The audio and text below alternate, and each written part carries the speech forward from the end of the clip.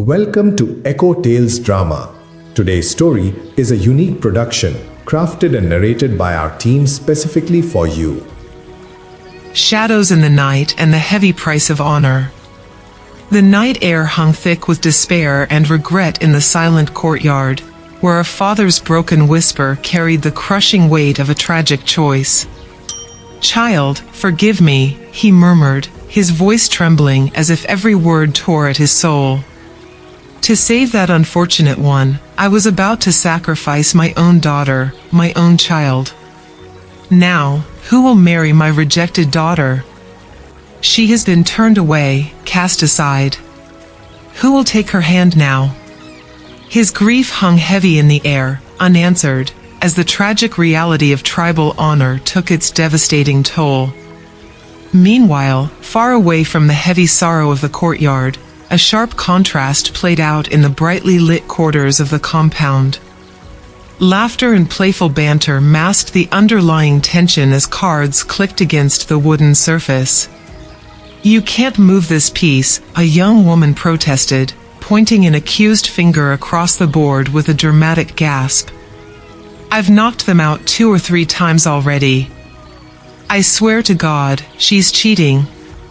"I am not," came the swift, playful rebuttal, but the moment of light-hearted warmth was short-lived.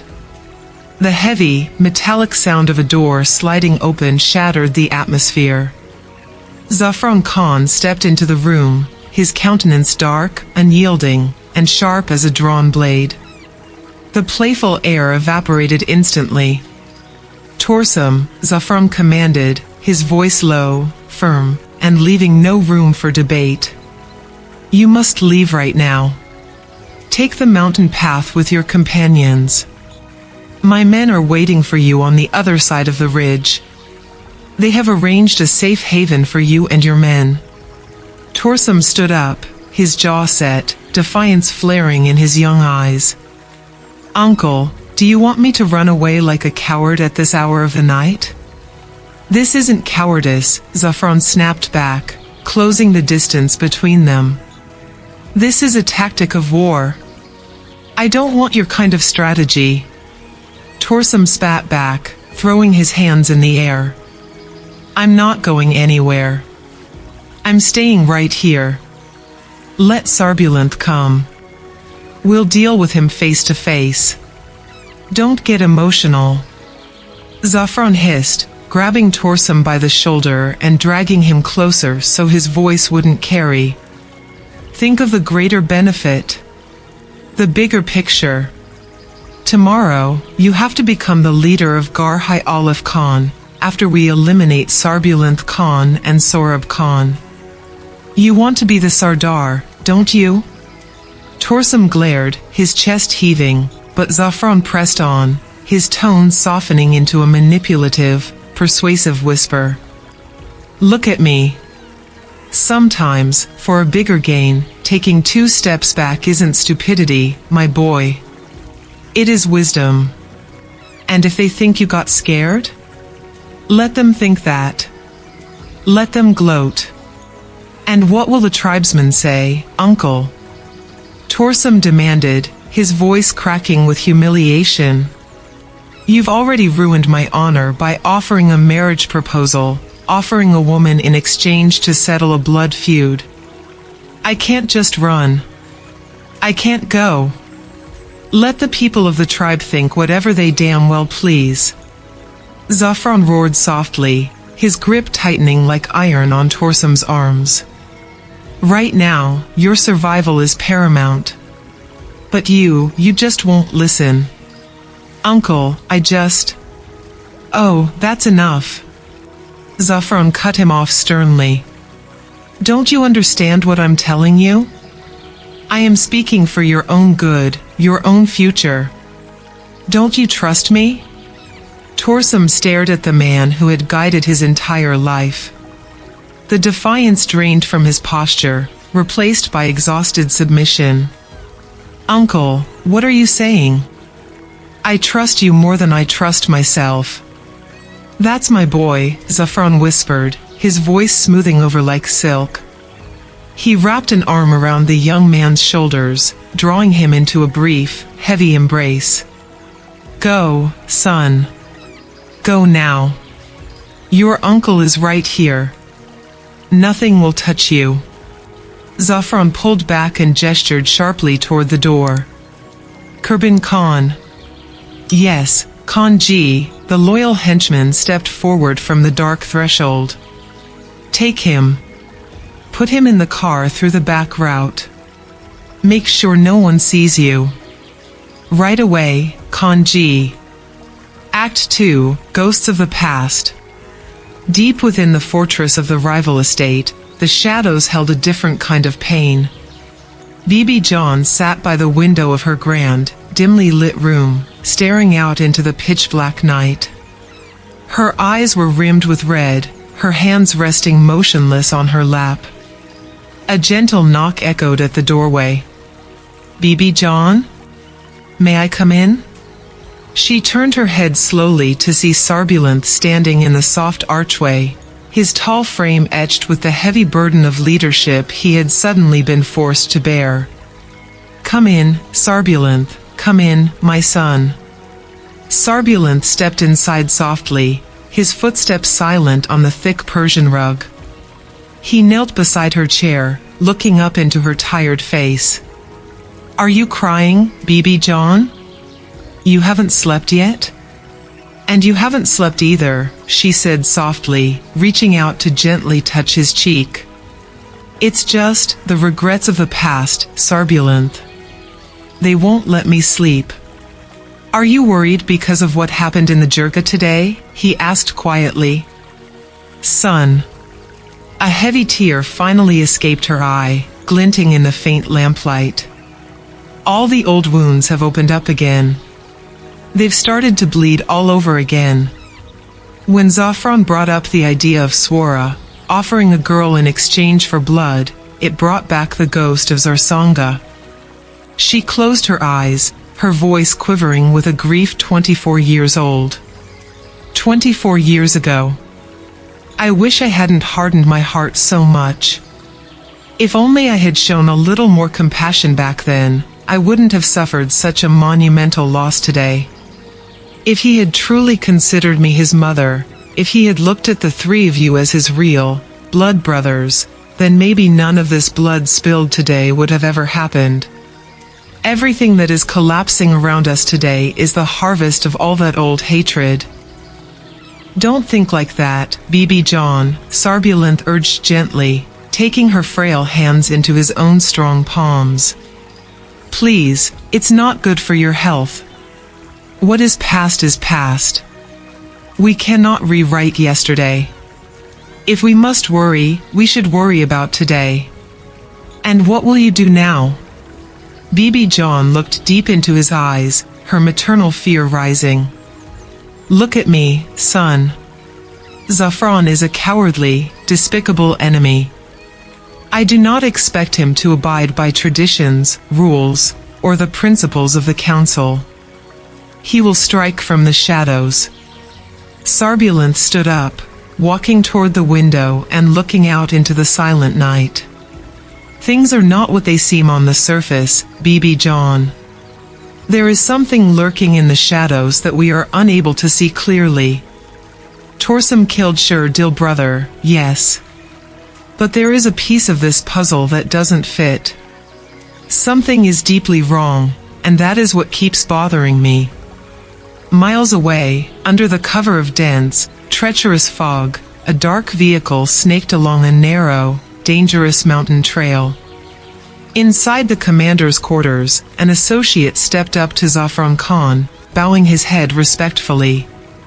Mr. Khan, we have successfully sent Torsam Khan through the Black Mountain Path. God willing, he will reach the hidden camp by morning. Zafran nodded, a cold, calculating smile playing on his lips. Suddenly, the heavy doors swung open. Rustam Khan burst into the room, his eyes blazing with fury, his breathing ragged. Zafran Khan, enough. Rustam roared, his voice echoing off the high stone walls. You took his life, and now you stand there talking nonsense to me? He started the fight, brother. Zafran shouted back, stepping forward defensively. His men were stealing water from our fields. When I got there to settle it, they began behaving like thugs and picked a fight with us. They didn't kill any of our men. Rustam bellowed, his fist slamming against the wooden table. And in response, you went and murdered their leader's own brother? Faryasab Khan insulted you to my face. Zafran snarled, his eyes wide with fiery passion. I saved your honor. My honor. The honor of this entire tribe. You haven't saved our honor. Rustam barked, stepping right into Zafran's face. You've put our honor at stake, you brainless scoundrel. You've dragged us into a war. Rustam, brother, Zafran said, forcing his voice into a chilling calm. No matter what happens, I will not offer Zarsanga in exchange for a settlement. She is my sister. I didn't come here to ask for your damn opinion. Rustam snapped. I am not asking. Zafran spat, his tone turning to ice. I am telling you. I have already made the offer of Zarsanga in the tribal council. And her Nika is fixed with Hayat Khan for this Friday. Do you understand me, you fool? Rustam staggered back as if struck, his jaw slack with disbelief as Zafran turned his back on him and walked out into the corridor. Left alone in the dim, echoing hallway, Rustam slumped against the cold stone pillar. The silence of the night pressed in on him, heavy and suffocating. I've been left all alone. Rustam whimpered to the empty room, tears finally breaking through his weathered face. I've become completely alone. Brother. I considered you my elder. I respected you so much. He looked up at the ceiling, arguing with the memory of his brother. Zarsanga and I were your siblings. Yes, we were step-siblings, but despite that, whenever you said, Zafran, stand up, I stood up. When you said, sit down, I sat. When you raised your hand and slapped me across the face, I lowered my gaze and didn't utter a single word of protest. Because you were my elder. I kept enduring it all. His voice broke into a tormented sob, echoing down the vacant passage. And what did you do to us in return? My sister was disgraced, wasn't she? And today your own daughter has been dishonored. Yes. But at least my sister was taken by the enemies, your daughter was rejected by them. Who will marry your daughter now, brother? Rustam collapsed to his knees, punching the stone floor in agony. You treated us like step-siblings, didn't you? So go, brother. I have played my part as a stepbrother too. I have blackened your face. I have left your daughter unable to show her face anywhere in this valley. Go. I've left her with nothing. His bitter, shattered laughs morphed into guttural sobs, reverberating through the dark, cold stone walls of the mansion. Act 3, Whispers of the City and Hidden Fires. Far removed from the rugged, blood-soaked mountains, the quiet morning light filtered softly through the pristine white curtains of a modern city apartment. Mudassir stepped out into the living room, his eyes scanning the quiet space until he found his young bride sitting silently near the balcony, staring blankly at her hands. This early in the morning? Mudassir asked gently, approaching her with a soft smile. She blinked, startled out of her reverie, and looked up. I just woke up early, so I thought I'd just sit outside for a bit. Mudassir crouched beside her chair, studying her gentle face. Are you sad? You're missing Uncle Ayaz and Tayab, aren't you? I know. She lowered her gaze, biting her lip. I miss them a lot. All right then, Mudassir declared cheerfully, taking her hands. We're going to Kashmir this very weekend. No excuses. Not at all, she replied quickly, a tiny, grateful smile breaking through her melancholy. You are joining your office starting today, and your work is very important. We can go some other time. Besides, they haven't even settled in properly yet. If we go now, we might just be a burden to them. Okay, Mudassir laughed, standing up and pulling her up with him. Come on, get ready. You get ready for the office, and you get ready and I'll let you make breakfast. But this sad face won't do. I like my wife when she's laughing and smiling. Give me a smile. She let out a soft, genuine laugh, her eyes brightening. All right, go get ready. I'll make breakfast for you. Meanwhile, in another part of the town, an old rural courtyard was coming to life. An old man stood near the hand pump, calling out to a young boy. Get out. Come on, come here. Drink some water and wash up. The boy ran over splashing water happily. Just then, the old man's phone rang. He wiped his hands on his cloth and answered it. Assalamu alaikum, uncle, came the vibrant voice of young Bia over the speaker. Wa alaikum assalam, my dear Bia, the old man, Ayaz, beamed. How are you, my child? How is Tayyab? I'm fine, uncle. Tayyab is good too, he just left for school. And uncle, you know my cousin Javed? Yes, of course. I'm thinking of starting a small roadside restaurant, a dhaba, with him, Ayaz shared proudly. Oh, really? Bia's voice lifted with genuine excitement. Well, that would be wonderful. Starting a restaurant alongside farming will give you a steady income. That is so good to hear. Ayaz paused, his smile softening into a look of deep, fatherly concern. How are you, Bia? Really? I'm okay. I'm fine, she said softly. You don't sound like it, Ayaz noted gently, his tone laced with intuition. Are you happy, my child? Mudassir takes good care of you, doesn't he? Mudassir is very good, Bia answered instantly, her voice filled with respect. He takes great care of me, loves me, and respects me completely. Then what's the matter, dear Bia? Ayaz asked softly. I don't hear that true happiness in your voice. My Bia used to be cheerful even while eating a piece of dry, stale bread with plain chutney. What is troubling you? A heavy silence lingered on the line before Bia let out a soft, trembling sigh. I don't know why, her own. You will get used to it too, my child. The most important thing is that Mudassir is a noble, kind, and decent man. He keeps you happy, so you must make sure to keep him happy too. God will take care of the rest. Stay safe, my child. Stay happy. I will, uncle. Allah Hafiz. In stark contrast to Mudassir's gentle home, tension suffocated the grand living room of another estate.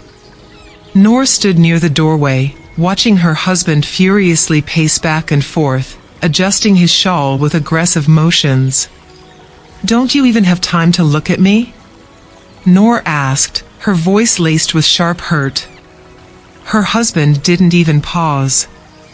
There are so many problems and massive fires to put out right now. I don't even have time for myself, Noor, and what on earth are you talking about? When a person is surrounded by problems and worries, they don't just abandon the relationships closest to them. Noor argued, stepping into his path. I am your wife. I want your attention, your time. He stopped, glaring down at her with cold, irritated eyes. My brother was brutally murdered. I cannot get his killer punished because he is roaming free, laughing in our faces. And all you can think about right now is love and romance? Before she could respond, his phone buzzed violently. He snatched it up, listening for 2 seconds. I'm on my way. Where are you going? Noor cried out as he brushed past her toward the exit. You just got home. I am not a child, Noor, he barked back over his shoulder without looking back. I cannot just sit clinging to my wife's side while my house is on fire. I am in a state of war. I might be late tonight. Don't wait up. Go to sleep. The heavy front door slammed shut, leaving Noor standing alone in the cold, cavernous hall. Act 4, Domestic Warmth and the Storm on the Horizon. Night fell once again over the city. Inside Mudassir's home, the atmosphere was thick with the rich, mouth-watering aroma of freshly fried spices and warm flatbreads. Mudassir walked into the dining area, loosening his tie, a wide smile on his face as he saw Bia setting the table with meticulously prepared dishes. How was your day? Bia asked, offering him a warm glass of water. Good. And yours? Good, she smiled.